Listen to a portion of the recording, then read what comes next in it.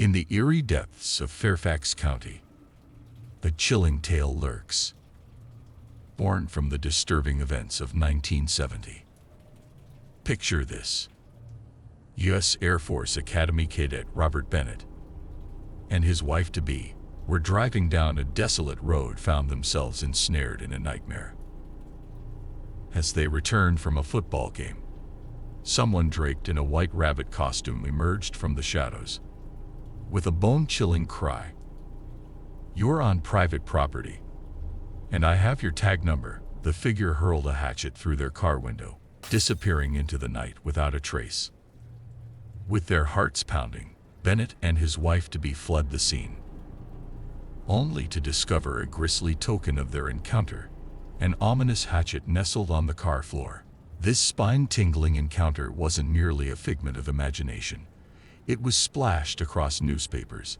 This was a grim testament to its authenticity. But the horror didn't end there. A week later, the mysterious Bunnyman resurfaced, wielding an axe as he savagely hacked away at the beams of a natural structure. His malevolent presence was a warning against progress. He struck fear into the hearts of all who dared to walk into his domain. And then, in a third ghastly assault, the Bunnyman struck again, this time targeting innocents trapped within the confines of their vehicle. Miraculously, all survived unscathed, but the psychological scars ran deep. The whispers grew louder, weaving a tapestry of fear and speculation around the enigmatic figure who evaded capture. Tales of the Bunnyman's wrath spread like wildfire, fueled by the very real events etched into the records of history. These chilling accounts, steeped in terror and uncertainty, sparked the birth of legends. Who was this spectral guardian of the road, forever eluding justice? As the shadows lengthened and the whispers grew louder, one thing remained clear: the legend of the Bunnyman endures, a haunting reminder of the darkness that dwells just beyond the veil of night. In the three examples from the 1970s, purportedly true, which is why people began to fabricate stories about the identity of this Bunnyman because he was never apprehended. Let's discuss the more bizarre stories that sprang from these newspaper articles. According to one version of the urban legend, a mentally ill person broke free from a nearby asylum and took sanctuary in the woods near the bridge in Clifton, Virginia. It seems that the man had been sent there after killing his wife and daughter. He stayed hidden by the bridge and survived by eating wild rabbits, leaving their partially eaten remains by the bridge. Then, one Halloween, as some kids were hanging out by the bridge around midnight, the man approached them. He attacked them and hung their bodies over the bridge by the dead rabbits. This is a terrible and extremely graphic account. According to a different version, a bus carrying prisoners from a nearby insane asylum crashed, and one of the prisoners managed to escape into the Clifton, Virginia woods. When police searched the area, they discovered dead rabbit bodies hanging from the trees near the train overpass. After they located the suspect, they discovered that he was wearing rabbit pelts and that he had attempted to flee as they were pursuing him. He was struck by an oncoming train on the bridge, and it is said that his spirit haunts that location to this day. Bunnyman. Although according to folklore, you shouldn't expect to live. He will attack you and leave your body hanging over the bridge.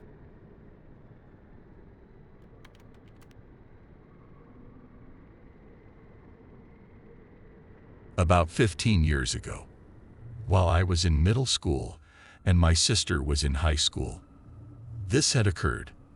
Our mom was a housekeeper in middle school and high school, and she made a lot of friends with people whose homes she had cleaned. One couple was an older couple without children, but they had a big house with a great pool, and they always invited my siblings and I to swim in it. The husband was the CEO of a big airline company, and they lived in a nice neighborhood on a big lot with lots of trees in their backyard. The house was very angular and architecturally interesting, with multiple levels made of stone walls. Even on the inside, pretty much every room had huge floor-to-ceiling windows that looked out over the backyard and gave great views during the day. At night, though, the reflection from the inside lights prevented you from seeing out, so it was always a little unnerving to walk by them. You could only see trees. It felt really secluded and almost spa-like, with a waterfall and a short iron fence, so you had a good view of the forest. We couldn't see what was outside. The couple also adorned their home with antique Native American masks and artwork, which to a middle schooler like me seemed a little eerie. However, the couple wasn't creepy, so I never felt too scared. They had recently rescued a husky mix named Sadi, who was quite the opposite of Psycho. Sadi, as we affectionately called her, had severe separation anxiety and would destroy their home if they left her inside, jump their short fence if they took her outside, and if they took her with them on errands, she would wreck their car and howl nonstop. Since they were wealthy and had extra money, they would pay my sister and I to watch their dogs while they were away. We would get paid $20 per hour, so we were always excited to go over there and enjoy their amazing pool and watch their cable. Normally, everything would be fine and both dogs would just lay around, but every now and then Sadi would realize I was a stranger and go crazy and start barking at me. Once, she backed me into a corner and wouldn't stop barking, and I watched her eyes literally turn red, convinced she was going to attack me. Eventually, however, she calmed down after I got up. This specific incident occurred over Easter weekend while the homeowners were out of town for 2 days. They paid for my sister to stay there, so I stayed with her the first night because it was a big house and kind of scary to stay there all alone. The next day, we hung out and swam in their pool, but for some reason, I didn't spend the night again. I'm so glad I didn't, because what happened that night scared my sister for life.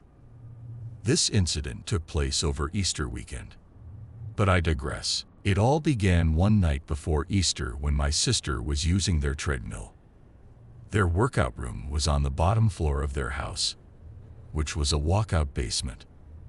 Right outside the door was a huge sliding glass door that opened to their patio and pool. She had the TV on in the workout room and was watching the 10 Commandments that was always on. She stopped the treadmill, thinking she heard the house alarm go off, but it usually did that whenever a door was opened.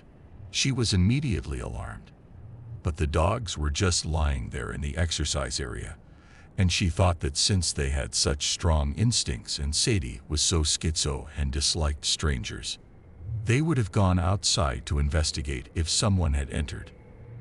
So, she made excuses, saying that she had accidentally left a door open, that she must have imagined the alarm beeping, that it might have been the TV, or that it might have been the treadmill, and she went back to exercising. However, a few minutes later, she was very uncomfortable and wanted to forget about it, so she went to bed. A few hours later, she woke up to the sound of both dogs growling at the door. Since the owners hadn't given her the code to the alarm, she couldn't set it. So she took a shower and locked herself in the guest room with the dogs there, in case, and finally fell asleep. A few hours later, she woke up to both dogs growling at the door of the room.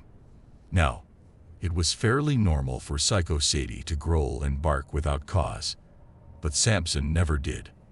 Consequently, my sister knew right away that something was wrong.